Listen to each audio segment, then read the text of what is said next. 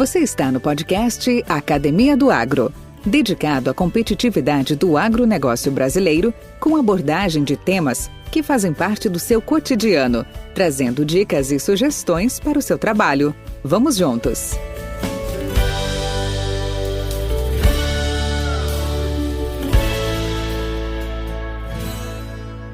Olá, pessoal, nossos ouvintes do podcast Academia do Agro. É com grande alegria que apresentamos mais um episódio repleto de conhecimento e perspectivas empolgantes aqui na nossa série Insumos Biológicos. Hoje nós vamos mergulhar no tema O Futuro do Agronegócio Brasileiro, estratégias para margens saudáveis e sustentabilidade. Para nos guiar nessa jornada, nós temos a satisfação de contar com a expertise de um colega, de um amigo próximo e de um grande conhecido de vocês aqui do podcast, que é o nosso cronista, né?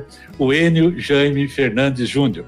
Como todos sabem, o Enio é engenheiro agrônomo, formado lá na ESUCARV, na FESURV, hoje UniRV, especialista em nutrição mineral de plantas pela Exalc e com MBA em agronegócio pela FESURV FESIA, num convênio Brasil-França. Além disso, ele é um empreendedor visionário, produtor rural, proprietário da Terra Agronegócios Consultoria, e consultoria essa baseada em gestão de risco nos mercados de milho e soja, no mercado de grão. Em meio a esse contexto de desenvolvimento, o nosso convidado destaca a importância de estratégias para garantir margens saudáveis e sustentáveis. Abordaremos temas cruciais como a gestão de risco nos mercados de commodities agrícolas, a consolidação do agronegócio brasileiro e as perspectivas futuras para a produção agrícola do país. Exploraremos também como a adoção de tecnologias inovadoras, como bioinsumos, bioenergia e práticas sustentáveis, impulsiona ainda mais a competitividade do agronegócio brasileiro.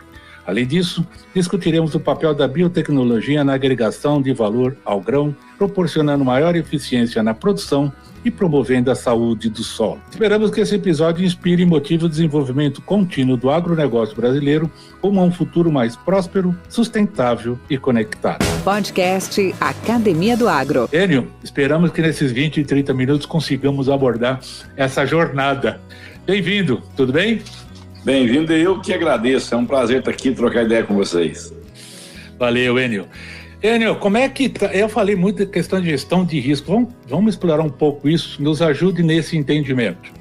Como que a gestão de risco nos mercados de milho e soja tem se mostrado uma estratégia eficaz para a obtenção de margens saudáveis no agronegócio brasileiro? Excelente sua pergunta, Valdir. Vamos lá, nós vemos no mundo hoje que você tem um fluxo de informação constante e além desse fluxo de informação constante que as pessoas estão interagindo entre si, nós estamos num movimento financeiro bastante intenso e atípico.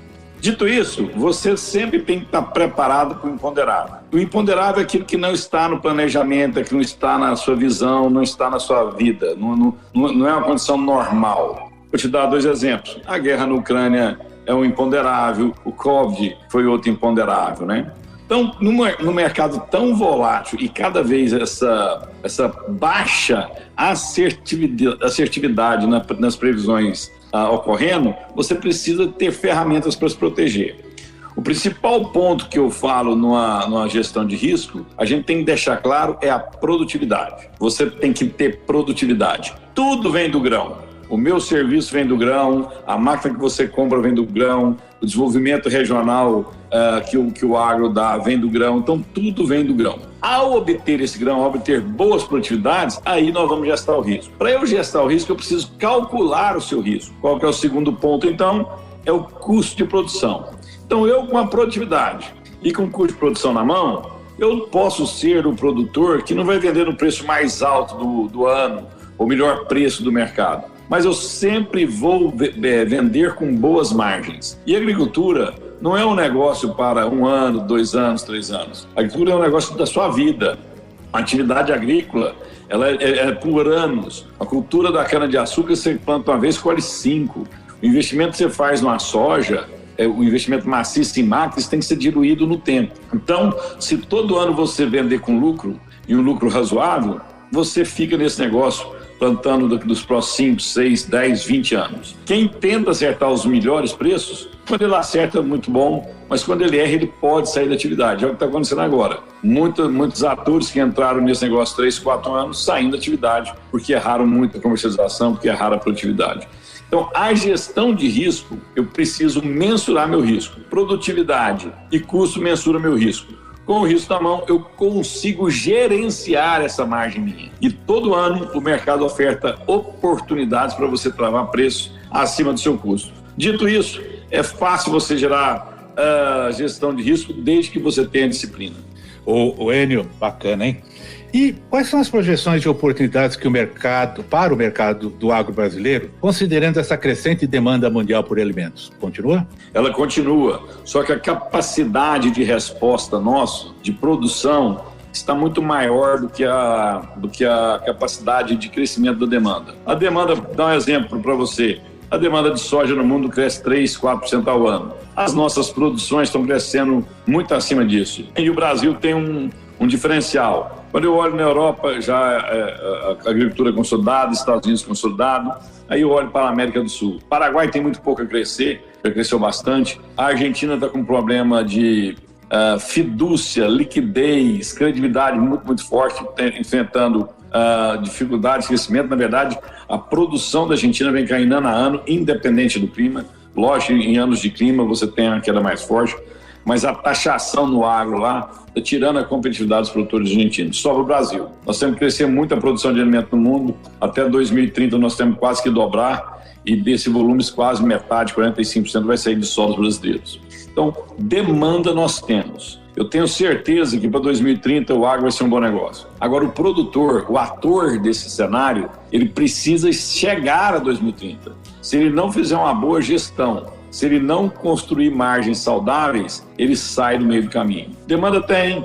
Agora, a oferta que nós estamos colocando sobre a mesa, no ritmo que nós estamos colocando sobre a mesa, é muito intensa. Lembro que há 2 anos atrás nós colhíamos 110, 125 milhões de toneladas. Esse ano foi 156, é muito plausível que o ano que vem a gente entregue 163 milhões de toneladas. É muita oferta. Enio, no seu entendimento, na busca por um agro mais sustentável, quais são as principais práticas, no seu conhecimento, de controle biológico e outras iniciativas, tais sistemas regenerativos, que se tem destacado hoje no Brasil, na sua visão? O mais importante, que pouca gente está falando, é os resultados que a utilização de plantas de cobertura tem entregado aos produtores. Vou falar desde o caminho mais tradicional, que é as braquiárias, né? Sistema radicular profundo, que ajudam muito a biota do solo, ajudam a criar reservatórios de água lá embaixo, né? Que essas raízes mostram a matéria orgânica morta lá embaixo. Criando reservatório de água, reciclando nutrientes, potássio, magnésio, cálcio, zinco. Então, desde a braquiária até as mais sofisticadas, com os mix de plantas, que mistura 4, 5 variedades de plantas, para tentar fazer uma diversidade no solo. Isso tem crescido bastante. O uso de biofertilizantes, desde o mais simples, a crema de frango, mas até os mais elaborados.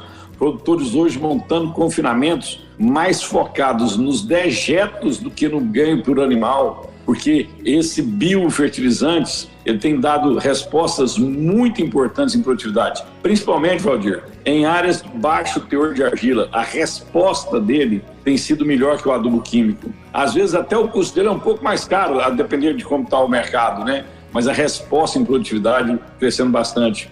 Outra coisa crescendo muito nos principais grupos, nos produtores mais pujantes, são essas biofábricas. Algumas biofábricas nas suas propriedades, mas tem produtores já criando consórcios para construir biofábricas. Isso está acontecendo no Mato Grosso, está acontecendo em Goiás. Grupo de produtores vão construir uma grande biofábrica para atender eles mesmos. Então nós temos um caminho enorme para crescer, é o mercado que mais cresce no agro, ele cresce 30% ao ano e a gente só está começando essa caminhada. Complementando, por exemplo, o uso de inoculantes também, o crescimento exponencial que houve de 2009 para cá é impressionante, né? O que isso provocou, no caso da soja principalmente, em termos de economia de nitrogênio, no caso do milho, né? Também hoje nós temos a inoculação, que eles chamam de inoculação, é impressionante. Podcast Academia do Agro. Me fala uma coisa, e para você, quais são as perspectivas futuras para a utilização de bioinsumos nesse cenário nosso? considerando essas demandas por maior produtividade, rentabilidade e principalmente, né, a coisa muito forte que tal é a sustentabilidade, né, ter o respeito ao meio ambiente aí em termos práticos. O que você desenha para o futuro dela? Nós estamos num mundo cada vez mais sofisticado, né? Essa prática ESG ou ESG crescendo fortemente, né? Ela crescendo fortemente. Nesse crescimento, esse é um caminho sem volta. E eu acredito que seja uma oportunidade para o produtor sul-americano, né? Ninguém produz com a responsabilidade socioambiental que o brasileiro já produz. O francês não faz isso, o americano não faz isso, o europeu não faz isso, o argentino não faz isso. Nós já fazemos. Então, se nós soubermos liderar esse discurso, liderar essa pauta, nós precisamos investir cada vez mais nessa preservação ambiental, nessa sustentabilidade e utilizando bioinsumos para a gente induzir os outros produtores de outras regiões do mundo a nos seguirem. Como nós estamos fazendo isso muito rapidamente, estamos adotando essa prática muito rapidamente e já fazendo outras técnicas de preservação, plantio direto, reserva legal, reciclagem de nutrientes, a gente já faz isso. Então, a gente está indo para a corrida de Fórmula 1 com o melhor. Os outros países do mundo, ao nos seguirem, terão um trabalho enorme para chegar na nossa eficiência. Então, acho que o mercado é muito promissor, ele vai continuar crescendo, isso não tem volta. Essa geração de 15, quem está com 15, 20 anos, eles querem sim consumir, mas também são muito focados em preservação ambiental e nessas mudanças climáticas. Mesmo que essas mudanças climáticas se revertam, essa questão ambiental não tem volta. Isso virou uma questão cultural. O mundo está se aculturando para isso. E quem continuar investindo nessa tendência de agricultura verde, a gente vai ter um crescimento fantástico. Vou te dar um exemplo que me choca, que me impacta bastante, não choca, me impacta bastante.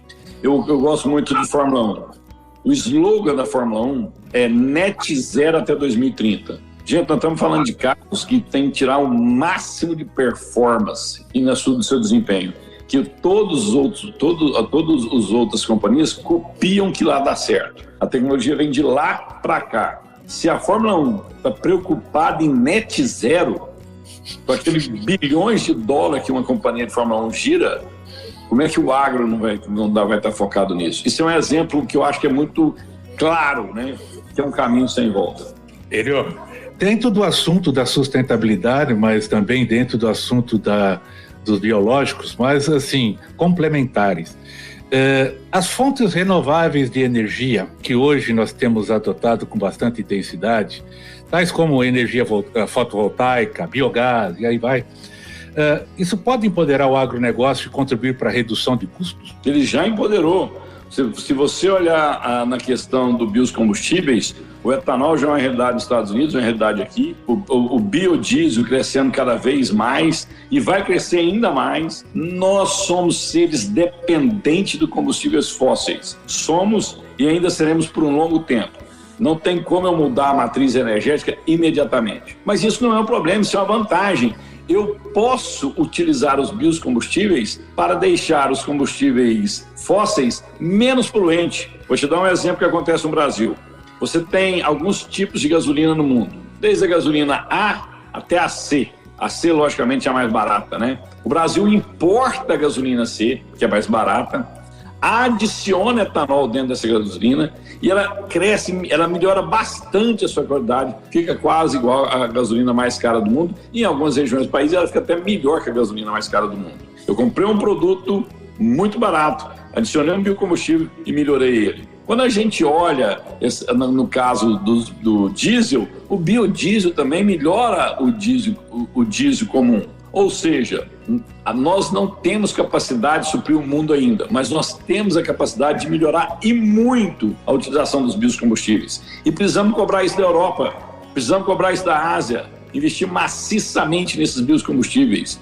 E aí nós vamos produzir alimento e energia. Nós já produzimos alimento e energia, mas nós vamos ser cada vez mais essenciais nessa questão de biocombustíveis. E aí, além disso, o Brasil é um privilegiado, né? Você tem energia hidráulica, eólica, solar, Nós temos uma capacidade enorme de criar combustíveis renováveis das mais diversas maneiras. Você falou do biogás, já estamos falando do hidrogênio, quer dizer, isso todos vão se complementar. Não vai ter uma fonte de matriz energética única. Por quê? Quanto mais desenvolvida uma nação, mais energia ela consome. Isso é extremamente importante. Se o mundo continuar evoluindo, Valdir, independente da área, ele vai demandar muita energia.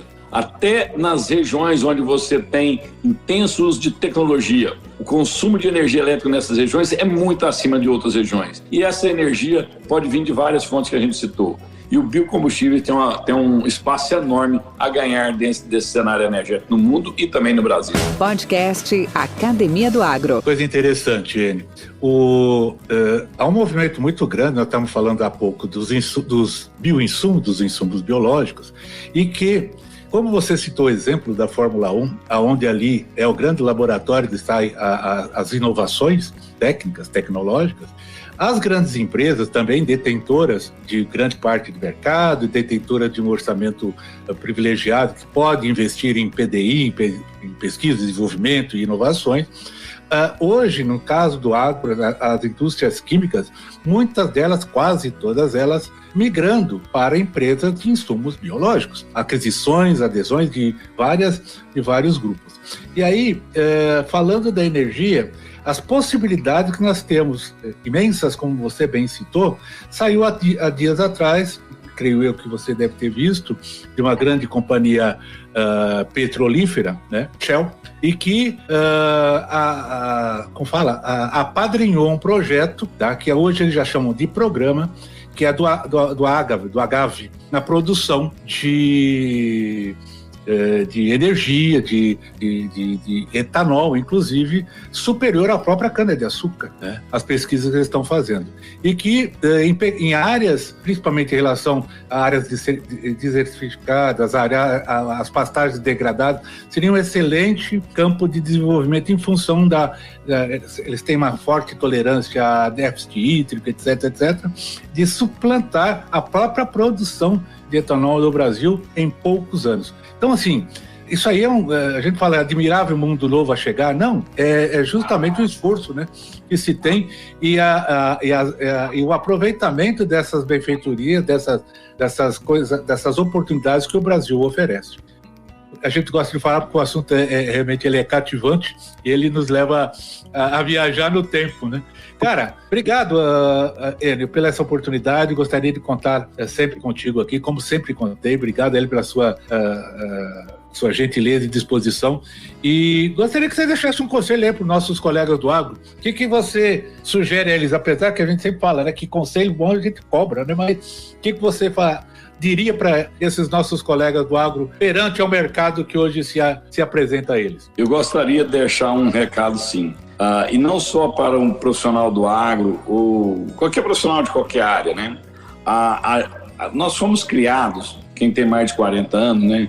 Foi criado com uma série de certezas. Você tinha uma série de certezas na vida. E agora o que eu estou entendendo é o seguinte: a gente tem que reaprender. A melhor característica hoje, as pessoas falam assim, eu tenho que ser adaptável. Não é. Você tem que reaprender sempre. Vou te dar alguns exemplos claros. Essa inteligência artificial está transformando o mundo, vai eliminar muitos postos de trabalho, mas vai abrir enorme oportunidade do outro lado. Eu vou ter que reaprender. Olha o que está acontecendo na agricultura, Valdir. Nós tiramos a braquiária, tiramos as cercas, preparamos maciçamente o solo para ter o máximo de produtividade. O que nós estamos fazendo agora, Valdir? Nós estamos reintroduzindo plantas para melhorar o solo. Nós estamos pondo cerca elétrica para fazer a integração lavoura e pecuária, que melhora a produtividade da pecuária e melhora a produtividade da agricultura.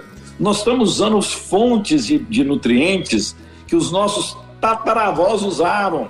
Quem veio da Europa usava esterco para produzir sua horta. Nós estamos se reinventando a cada dia. Nós estamos aprendendo. Inoculante no milho, azospirilos no milho, etanol de segunda geração. Quer dizer, a gente tem que acabar com o preconceito e a principal característica de qualquer profissional é aprender rapidamente. Não interessa se você está na Fórmula 1, não interessa se você está no escritório em São Paulo ou se você é um agrônomo. Nós precisamos aprender sempre e rapidamente. É reaprender, reaprender, reaprender. vai ganhar mais sucesso, mais proeminência, mais dinheiro quem tiver a capacidade de aprender constantemente. E para isso a gente tem que cortar nossas amarras. Primeiro, reconhecer a nossa incapacidade. A incapacidade de querer saber tudo.